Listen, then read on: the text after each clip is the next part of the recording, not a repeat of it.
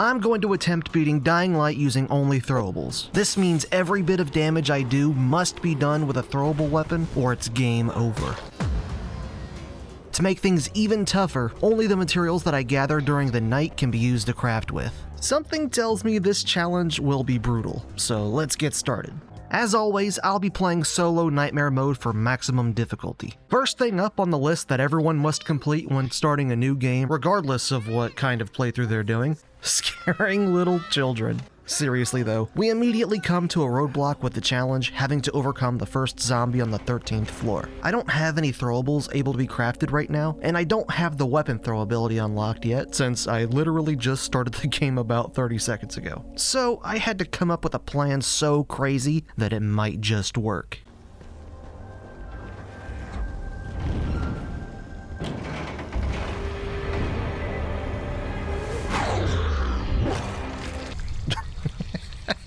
Okay, well I'm doing it like that every single time from now on. Once this zombie's down for the count, I continue with the Awakening quest to put a single square of toilet paper on this guy's wound, and he's totally fine now. Okay. I'm forced to craft a bandage to move the story along here, but I don't take any materials other than the gauze and the alcohol I need since it's daytime. So sadly, this means these electronics and that beautiful tin can that I picked up go right back on the floor.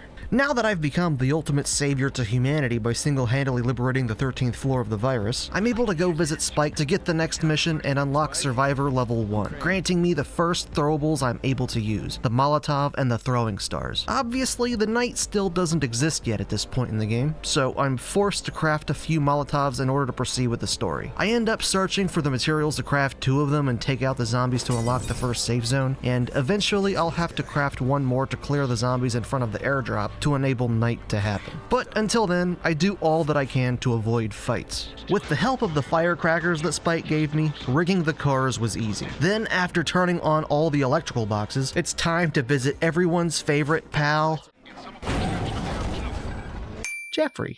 Instead of trying to run around him like I usually do, I wanted to see if it would be possible for me to take him out here. I don't have any throwables on me, but there is a propane tank that I can throw at him. So after a few throws, I can see that he is actually taking damage. It's slow, but eventually with enough patience, I should be able to kill him, or that's what I thought at least anyway, until my propane tank exploded. Then I sat there for like 10 minutes straight trying to get him to land an overhead strike on this propane tank, that being the only way I could get him to explode it. He eventually hit it too, but it somehow still wasn't enough to kill him. This whole goal of mine was optional to begin with, since you don't need to kill him to turn on the power, so I guess I'll admit defeat for now, even though I'm pretty sure he was like 1 hit away from death. You win this round, Jeffrey.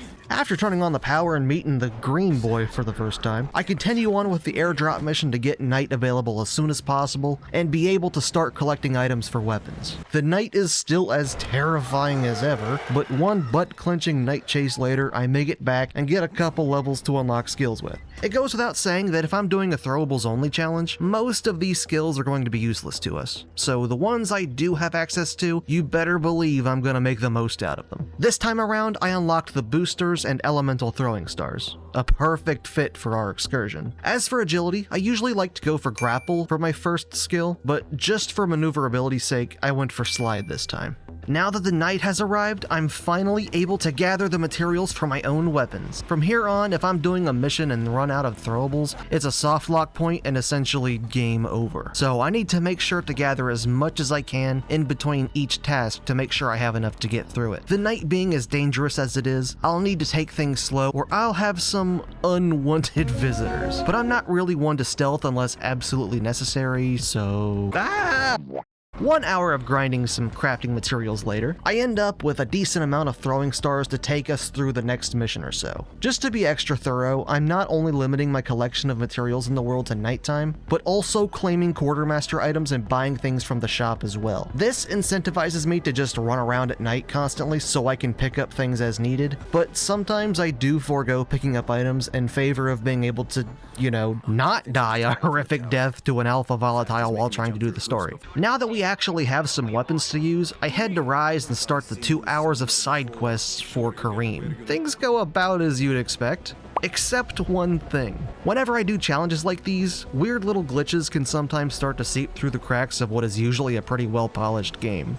This time around, I noticed that when using a decoy to ignite a turned over barrel and make it explode or light on fire, the zombies sometimes just don't care until they're locked onto you. It's so weird to see them just walking through the fire without a single care in the world. Other than that, nothing really special happened here. I didn't even have to do my own dirty work since the goon took care of himself. This might have actually even been easier than normal because all it took was one singular exploding throwing star to kill the toad. That is, it was easier until I decided to go sleep since virals were spawning on my head. I forgot sleeping respawned all the zombies in an area, so rather than killing them all again, I just threw a decoy. Now that all that's done, I finally leveled up my power skill enough to unlock the weapon throw ability. This is probably the most essential skill to this particular challenge, because if I run out of throwables to use during a mission and am unable to find new ones, I'll fail and have to start over. As I've shown off in my broken weapons only challenge, some weapons when thrown can be extremely powerful,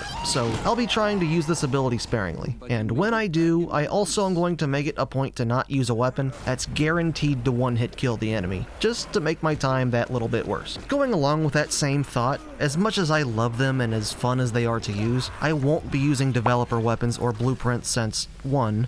I'm playing Nightmare mode and they might be disabled, and 2. They would make the challenge far too easy. For that same reason, I also won't be using the Van Crane outfit that lets me reel in the thrown weapon, though I do eventually equip the Winter Warrior outfit for that sweet 20% bonus to leveling my skills. I figured that at the very least would be okay since the skills really don't matter all that much anyway. After returning from our chores and getting absolutely bamboozled by Rise in regards to the antizen, you got bamboozled, look at you. I decide to make good use of my new 20% XP boost outfit by doing a bit of grinding to unlock the rest of the survivor abilities that'll be useful to the challenge. Most notably, grappling hook, camouflage, the boosters, grenades, and trap bombs, along with most of the trader perks. I also am able to craft double the amount for the same cost of materials, so that'll be super handy. Now it's time for what I think is considered to be one of the most iconic missions in Dying Light, the school. When I think of missions that might get me soft-locked in this challenge, this is the one that comes to mind in particular. If you haven't been living under a rock when playing this game, you know just how difficult it is to throw things at Rise's men. They just knock it out of the air like it's nothing. There is an exception to this, however. Fire is by far one of the best ways to take out these enemies, but alcohol isn't always easy to find, so I have to do another super long grind fest to stock up on as much alcohol as I can get my hands on. What follows of me completing this mission was actually so much easier than I thought it would be. I was actually even able to hit some of them with normal throwables for whatever reason at times. Maybe they were just off their game or something. I don't know. The normal zombies posed almost no threat to me since I had plenty of other throwables, and thanks to my intense gathering session, I had plenty of Molotovs to take out the rest of Rise's men with. Even their ambush at the end fell short because they couldn't even get to me. Next up on the task list, blowing up the volatile hive since Dummel Rahim stole the explosives about 34 microseconds after I stole them myself. I'm finding that the best weapon against the zombies is mostly the normal throwing stars since they cost about 2 Tic Tacs to craft, but when they are in large groups, I still find Molotovs the most useful since they pretty much instant kill anything they catch on fire, even on Nightmare difficulty. Molotovs really are the best throwable, aren't they? As for the actual hive gameplay, there's really nothing to report. Since I'm able to use throwables, I throw a decoy and I win. But we're not done yet, because directly afterward, Rise's men attack Zara's place, and I've gotta beat him up. Whee! I expected this to be way more difficult since this is where the gunman enemies are introduced into the game. But literally all that I did was throw a Molotov at these 2 dudes, and then the other 2, let's just say natural selection took hold. I'm immediately bullied by Brecken into going to save Zara, him saying he'll hit me if I don't, so I do what any sensible person would do, and do another gathering spree because I'm about to find myself against another instance with a bunch of Rise's thugs, so I'll spare you the like 2 hours I spent grinding, and will run straight to Rise's place. Luckily, I'm able to Batman my way past all the dudes on top, but I don't have that luxury when I enter the building. I take this opportunity to really test some of the elemental throwing stars, enlist let's just say that the freeze one isn't that good. The rest of the enemies aren't that difficult to kill, at least until we get to the parking garage section where all the gunmen seem to have gathered. This was the worst part of the challenge. It seems no matter what challenge I end up doing, these guys are always the bane of my existence. Broken weapons only? Like 10 deaths. Extinction? 9 deaths. When I take damage, the video ends? I didn't get this far in that video. Point is, this plays hard. I tried starting off stealthily, hitting this guy with an incendiary throwing star. Unfortunately, he was just fine. So I decided to use a propane tank, lighting it with a throwing star and throwing it. Again, he's totally fine. Another thing I made sure to stock up on were resistance potions, because they are tremendously helpful, especially against gunmen. But even with it, I still didn't manage to kill a single enemy. For some reason, it's almost like they're deflecting the throwing stars with their mind. It's been like a week since I did this mission, and to this day I still don't understand what I was doing wrong. Only once I started hitting them with Molotovs and grenades did they finally start dying. Oh, come on. After like 8 deaths this time around, I finally make it to Zara, and they pop in out of nowhere to whisk me away to the arena. I present you all with the moment we've all been waiting for. The pit. This section of the game took me almost 45 minutes to complete because the throwables in this area are so underpowered. I tried a few different things, luring the zombies closely to spikes in order to get an easy kill, standing near spikes in hopes natural selection would take over again, hitting the zombies when they ran at me and were nearby some spikes, and, you know, obviously brute force. It took 12 hits to kill a normal zombie with an assortment of throwing weapons, so brute force was definitely not the way to go. Not only did the amount of zombies intimidate me a bit, but since I was taking so long, a few of them turned into runners right before my very eyes. I had a heck of a time trying to take care of those ones.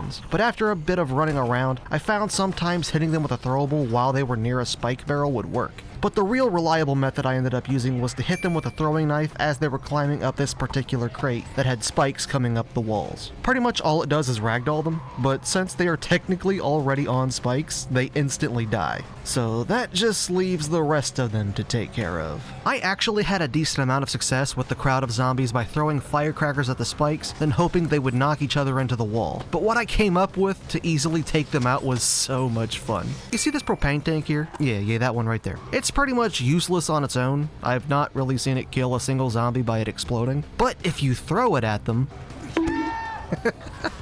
hitting them with the propane tank sends them flying across the globe like Inspector Clouseau in that Pink Panther movie. So I just throw it at them, knocking them into spikes. This was such a fun way to get through this section. Now it's time for the Demolisher himself. Since I'm not allowing the usage of anything that could potentially one-shot him, I chuck my machete at him to instantly destroy his armor before being totally ripped off because he just kinda noodled around this pole instead of crashing into it like he was supposed to. Just to make sure, I tried it again, so yep, that's busted. But anyway, now that his armor's destroyed, I just start blasting him with all these gas pipes and anything else I could find along the ground. I even tried to throw the propane tank at him like I just did with the zombies a minute ago, and how I did earlier with Jeffrey, but it busted open upon impact, so that didn't work. Side note, but you would think the explosion would do more damage? This is why you hardly see me using the propane tanks. But slowly, I throw my gas pipes, retrieve them, and then repeat the process over and over again until the first wave of virals spawn. All I need to do is refer to my earlier trick to take them out, however. Crap. What felt like 10 hits later, I finally got him down low enough to summon the next wave of virals. This time around, for whatever reason, I had a much more difficult time employing my propane tank strategy. So I had to go with the one where I do a barrel flyby instead. Honestly, this was so much fun. Listening to the little thunk when I threw the measly piece of wood at him, who'd have thought it could do so much damage? All I had to do was repeat those actions over and over, and eventually I finally made it out almost unscathed. This was such a satisfying fight. The rest of the arena section goes about as you'd expect, and pretty much catapults me into Sector 0. Oh, by the way, this is off topic and totally doesn't matter at all, but I think I'm the only person in the world who used their Bozak dockets on legendary grade adjustable wrenches and pipes. I just didn't want them in my quartermaster anymore, okay?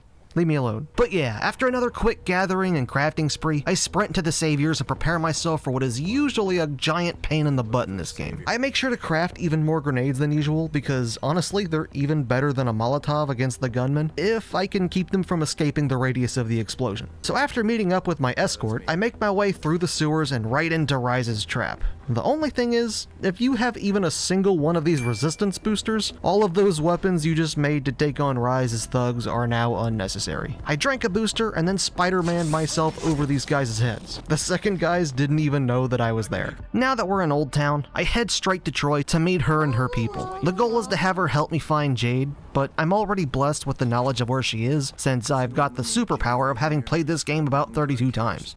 Jade, are you here? No sign of Jade. Damn it. I think you better get back here.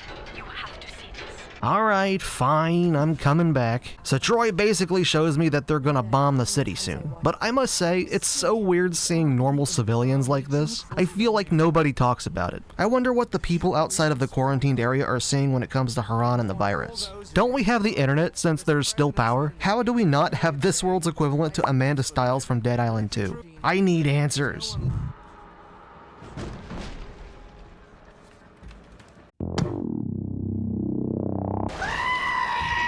We're told to meet Michael in the sewers so we can prove to the world we're still here, and this mission was honestly so much more difficult than it needed to be for whatever reason. First, I turn a corner and get insta-exploded by a boomer and die. Then I get spat on by a toad and, again, die. For whatever reason, zombies endlessly spawn in this building, so no matter how slowly I decided to take it, more would always respawn and come to kill me. And don't even get me started on the Screamer. It got me a couple of times. For whatever reason, the Molotovs and other throwables just weren't cutting it here, so I had to expend a huge supply of my materials on just trying to survive their constant attacks. But after about half an hour, I finally made it out. Mission accomplished. Nope.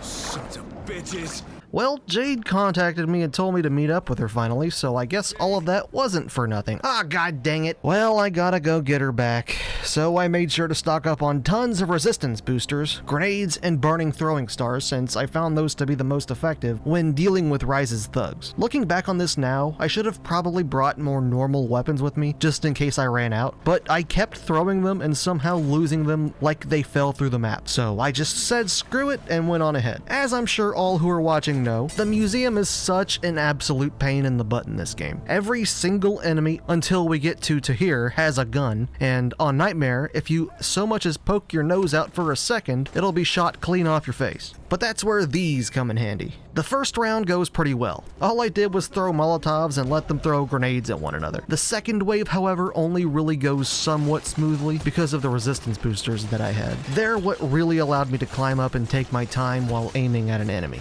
I would have had to do some seriously good arcing with my throwables if I wanted to hit them without it, though I quickly found out that it's straight up just not worth it to throw anything other than Molotovs or grenades. The third round is easily taken care of with a grenade, and it's time to move on.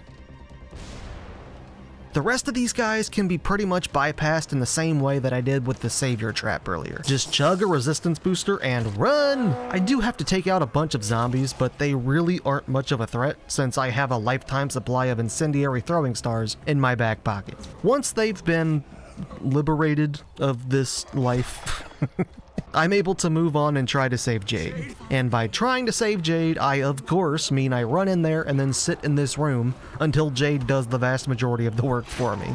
Outsourcing. Unfortunately, Jade doesn't end up making it, giving me the last bit of antizin, and it's finally time to face Tahir, the final huge boss of the challenge. Imagine a boss version of Rise's thugs, and that's the Tahir fight. He loves nothing more than to deflect every single thing I have to throw at him like the ninja he is, unless I time and place my throws just right. So I run around the tiny fighting arena and pick up the 2 weapons available to me, and begin experimenting with just when and where the exact perfect throw is. Right after an attack would be when you'd think it would work the best, but he actually just deflects the weapons I throw at him through time and space itself. but soon I do actually manage to land a hit on him. It was almost like he was trying to dodge but was hit mid-animation.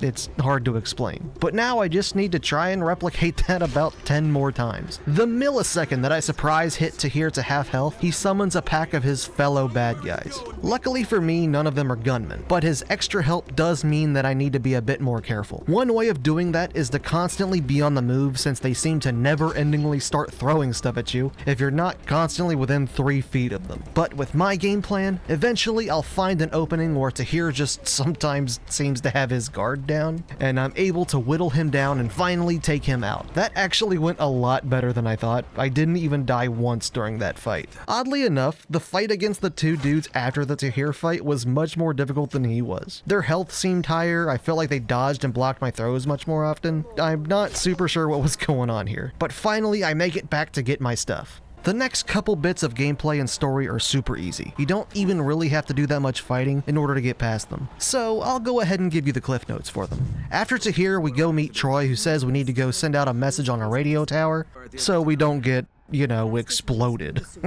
So I go do that. Oddly enough, if you don't go check on the kid crying in the sewers, you get past without any issues or zombies to fight whatsoever. So that was easy. Same with the entirety of the never-ending Stormy area. If you know where to look, you can run straight to the location, take out the toads in 1 or 2 hits with an exploding throwing star, and then get the objective. Yep, totally wasn't worried for my life there. No sir. At this point in the game, I have almost no need or purpose in leveling up anymore. Everything left in the survivor tree is something I can't use, and agility only really gives bonuses that are nice to have, like tic-tac and more natural health recovery. Nothing too vital. As for the fighter tree, it's almost impossible to level up in general since we have to kill zombies to level up, or at least hit them. This is why you see such a major difference in the levels for each rank. I also don't have much stuff left over to use in terms of weapons, but honestly, I don't really need them. They really made the end of Dying Light here a chill experience if you only focus on the main story. Next, I have to deliver Zara's research to Camden, who's locked away inside his lab. I'm not joking when I tell you that the most difficult part of this whole mission is sliding through this front door and fighting the 2 goons in the lobby. And all I did was throw a grenade and 2 Molotovs since somehow a zombie got in here. Not sure what happened, but alright. The inside of the facility is basically zombie central, but nothing a few Kosifs to the head can't solve or the occasional throwing star. But even then, most of the time the zombies can be ran around or simply jumped over if you have the Vault ability, since it allows you to move through the zombies without hurting them. There's a few big bads in here, but all of them can pretty much just be lured away and ran past at the end of the day, finally allowing me access to Camden. Camden is super happy to finally have the research, and even tells me that there's a possibility of a cure if I can procure the samples from Rise. So I need to try to get them back, leading us to the final mission. After saying my goodbyes to my loved ones, I set out to finally start the epilogue, and then we can mark this Throwables only challenge as complete. So I always go into this last mission unprepared, and this time around I wanted to change that. Resistance boosters, grenades, speed boosters, stamina boosters, I've got it all this time around, and I'm determined to use it. Let's see just how much it changes the last run here. God damn it!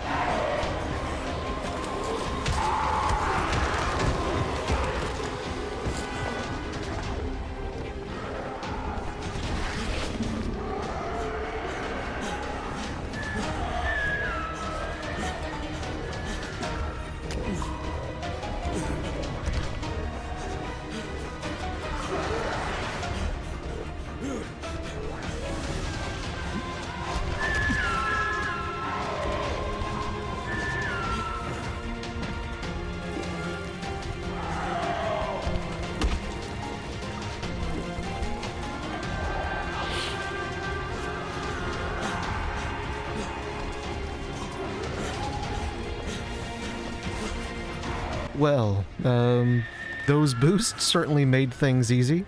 All that's really left now is to make it to the top and face off against Rise.